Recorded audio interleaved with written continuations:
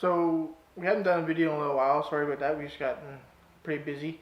I'm going to talk about mouse uh, kind of products that are out there.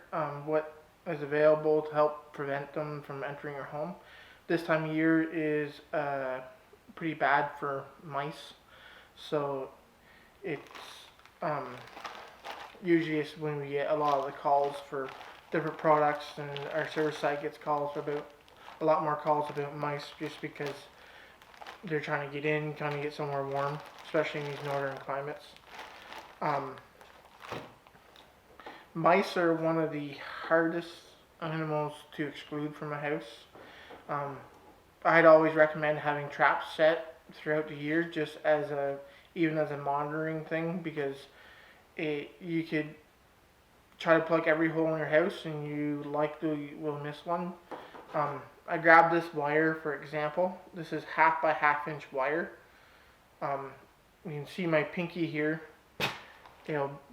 Tip of it will just fit through the wire, and basically that's kind of any hole that is basically that size or larger, you're gonna want to plug.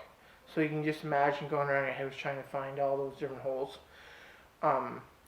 I know I talked to some of the guys on the service side, and they actually basically their rule of thumb is if it's 3/8 by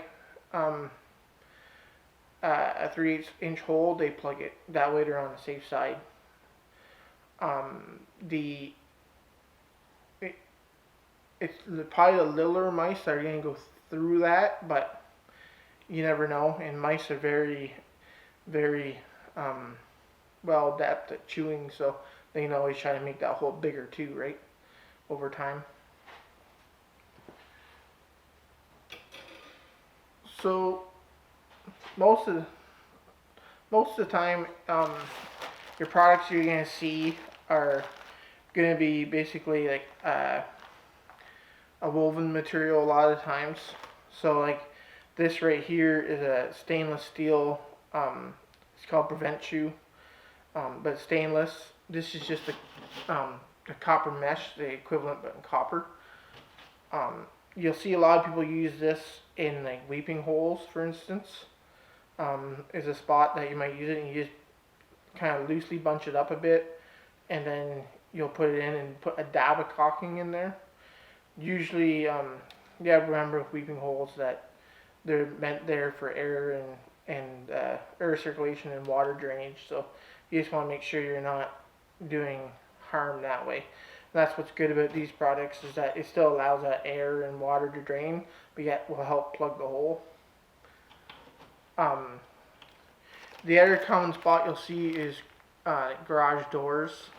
So for instance, you can put little guards on the weather stripping that runs up the side. You can do this with like a flat aluminum. This is just a small kit that WCS in the States produces and distributes. It just goes on, clamps on, and they have some tape that allows for a smooth transition for your door to come across. It's basically white metal bent, easy to install. The other spot is your black little rubber gasket on the bottom of your garage door. There's different solutions for that. For instance, like this is Rodexit. So what this has is in between inside the rubber membrane here, there's stainless steel wire, and it's 5 millimeters separated each one. So the mice can chew on it, but eventually they're going to hit the wire strands and they won't be able to go any further. That's kind of the idea behind it. They do sell metal trim strips for it too, that you can cover the top half and kind of decorate it where it looks a little bit nicer. It comes in, this is the woven stuff, so this is for like a man door, but you can buy straight stuff as well. That's more meant for like your garage door or other openings. This is another garage door solution. So this is excluder basically, and so is this. So I'll put a picture of this, a closer up version, same as the last product there. It's very fine and like irritable material that is it's almost like a steel wool, but not a steel wool, because this is very prickly. Like I can actually feel it through the plastic in some spots, and it's just very irritating for mice to chew on. Basically, is the idea behind it. So what Excluder's done is they make these strips, and then they make a thicker strip, but they also make garage door sealers that have it basically embedded on the inside here, and it's the same material, and then it just wraps around and goes in a retainer on the bottom of your garage door, just like your normal garage door seal would. As for traps and stuff, I've gone over them in previous videos. I'm not gonna spend a whole bunch of time on them, but like you have your repeating traps, your standard rat and mouse traps, plastic, metal. They also, you can get the wood Victor ones. We don't sell them, but you can get them as well. And like I said, mice are some of the hardest, by far, probably one of the hardest animals to exclude from your house.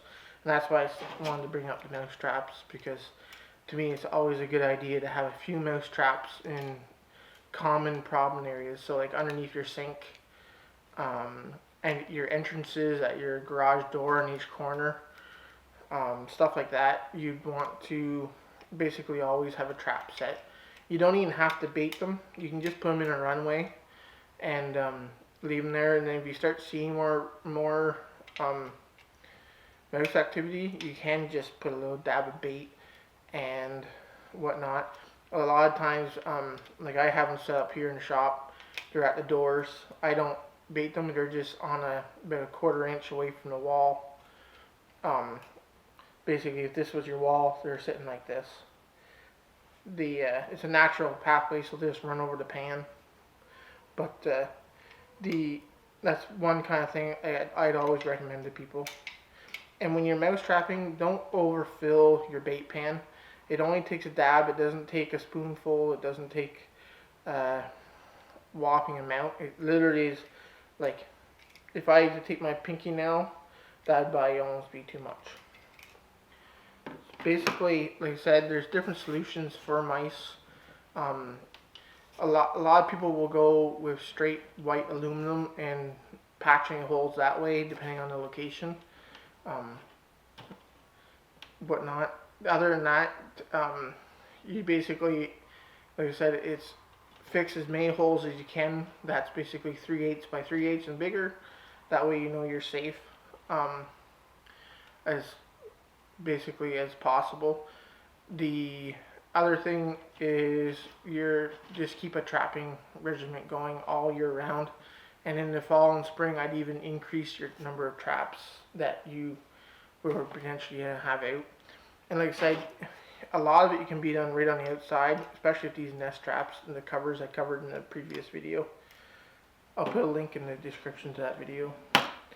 But other than that, it's not an overly difficult thing. The biggest part is knowing where to look and knowing the size of the hole basically you want to plug. And a lot of people aren't going to realize it, but mouse can climb quite easily. So it's not just holes that are on the lower third of your house. You don't want to go right up on they'll go right up on your roof and access any holes that are up there too. Common places are anywhere that have penetrations already, so like where your air conditioning lines come into your house, stuff like that. Always be safe and whatnot too. Like if you're gonna plug a hole around your electrical thing, obviously you might want to contact your electrical utility and see what you can do around them. Obviously, because you don't want to fiddle with that kind of stuff. Other than that, like I said, there's not much to it. You'll probably find new holes every single year that you go out in the spring or fall and look. So just remember, be vigilant with them, because you don't want a whole bunch of mice running around. They do have diseases associated with them, like hantavirus and whatnot. They are a communal species, so that means basically a species that lives with people in houses. if you have any questions, you can feel free to call and ask, and I can try to provide you with a solution that you might need. So anyway, I know this was a shorter video, but I just want to do a little bit about mice, just because it seems like we're selling a lot of mouse products right now. The just because, like I said, time of year. So anyway, thanks for watching. Hopefully we'll start to get more videos out again, just because this season's starting to slow a bit.